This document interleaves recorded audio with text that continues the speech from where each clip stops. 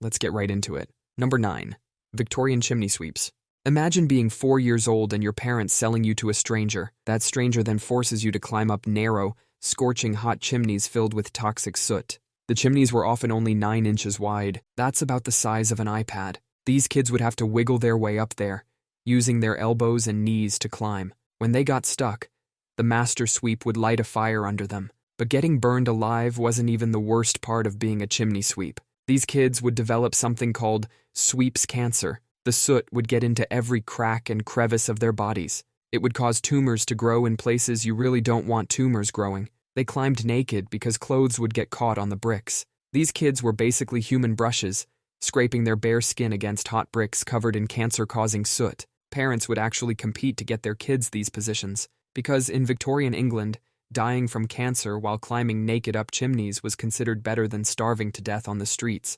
Number 8. Gunflint Knappers. Gunflint Knappers in the 1700s and 1800s had one of the deadliest jobs in history. These workers made the tiny pieces of flint for flintlock rifles, the ones where flint strikes metal to make sparks. When they chipped away at flint, it created microscopic, razor-sharp silica dust. These particles would get into their lungs and start cutting up the tissue like thousands of tiny knives. Their bodies would try to heal by creating scar tissue, but more dust kept coming in, creating more cuts and more scars. Eventually, their lungs became so scarred they stopped working. They called this condition knappers rot, because they could feel their lungs rotting away. 7 out of 8 knappers died from this, an 87% death rate. That's higher than being a soldier in World War I. The dust was so fine they couldn't even see it in normal light. Only when sunlight streamed through workshop windows could they see clouds of glittering dust, like deadly fairy sparkles floating in the air. The average knapper started working at age 12 or 13.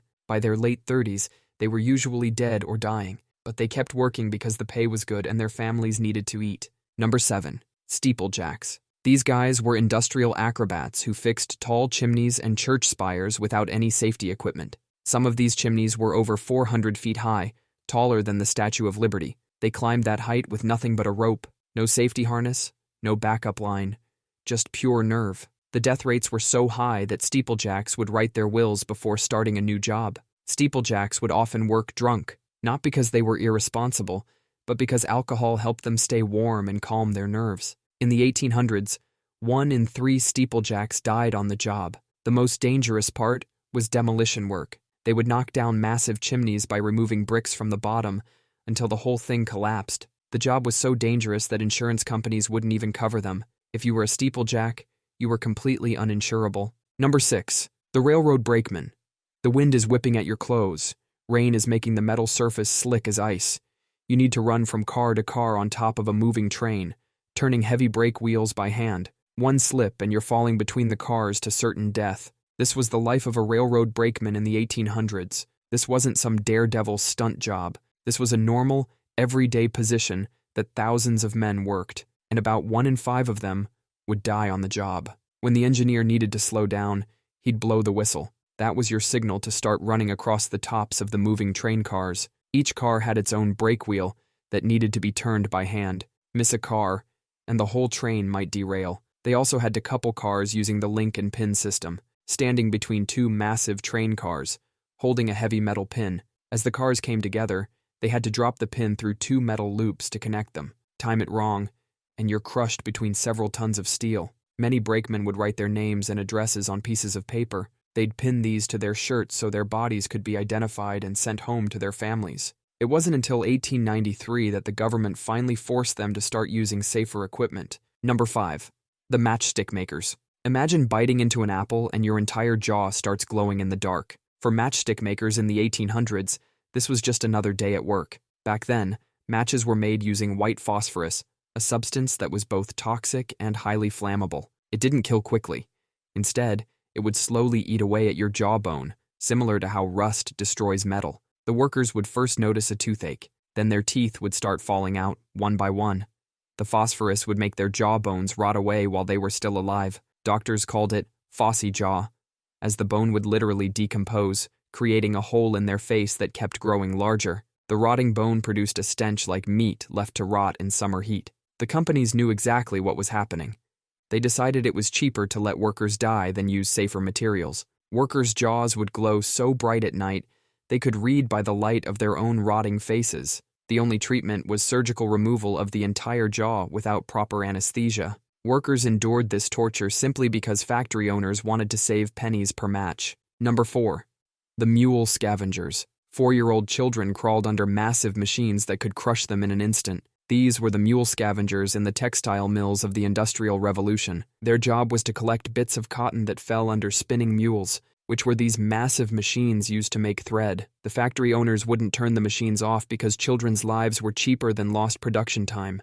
These kids had to time their movements perfectly with the machine. The spinning mule moved back and forth like a giant metal wave. When it moved forward, the kids had about 20 seconds to scramble underneath, grab whatever cotton they could find, and get out before the machine came back. If they were too slow, the machine wouldn't stop for anything in its way. The space under these machines was so tiny that only children could fit. These kids worked 14 to 16-hour days in the dark, breathing in cotton dust, constantly playing a deadly game with the machine. One factory inspector wrote about finding half a child under a machine. Factory owners defended the practice by saying the children were nimble and quick. They never mentioned the ones who weren't quick enough. Number 3. Mercury Miners. Every breath these miners took was slowly killing them. These weren't high-tech facilities with safety gear and ventilation systems, just dark, damp tunnels where the air itself was their enemy. When miners heated cinnabar ore to extract mercury, it released invisible toxic vapors. These vapors would seep into their bodies with every breath.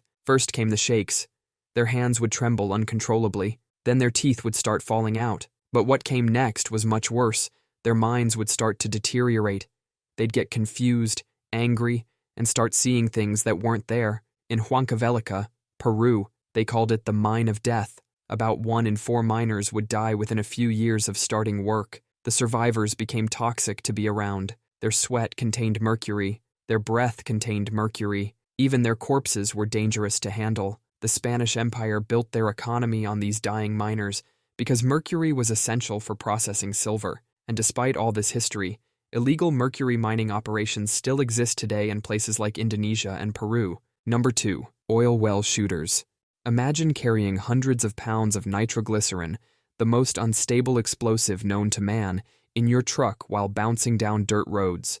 One wrong move, one tiny bump, and you're painting the landscape red. This was the daily reality for oil well shooters in the early 1900s. Their job was to lower this extremely unstable explosive down into oil wells, to blast open new pockets of oil. They were dangling a bomb that could go off from the slightest shock, down a deep, dark hole, using nothing but a rope. The pay was incredible, $100 a day, equivalent to about $3,000 today, but most shooters didn't live long enough to spend their money. The average career lasted only 3 years before ending in explosion. When a shooter blew himself up, they usually couldn't find enough pieces to fill a lunchbox. The explosion would literally vaporize them. Most shooters worked alone because if something went wrong, there was no point in killing 2 people instead of 1. Number 1. Shipbreakers. These workers take apart the world's biggest ships with nothing but basic tools and their bare hands. These ships are like floating skyscrapers laid on their side, each one packed with enough steel to build 50,000 cars. The ships are full of leftover fuel that can explode at any time. Workers cut through metal with torches, never knowing if the next section is hiding a pocket of explosive gas. They climb these metal mountains with no safety gear, balancing on steel beams slick with oil. One wrong step means falling several stories onto jagged metal below. These old ships are basically floating toxic waste dumps. They are packed with asbestos, lead paint, and chemicals that would make a hazmat team run for cover. The workers breathed this stuff in all day, every day. In the 1980s, workers found 2 forgotten nuclear reactors inside Soviet ships they were breaking down. Experts estimate 1 in every 1,000 workers dies each year. This job still exists today. Right now, someone in Bangladesh or India is climbing up the rusty side of a massive ship, hoping they make it home tonight. That's all for today. I'll be making similar videos in the future. Subscribe to see them.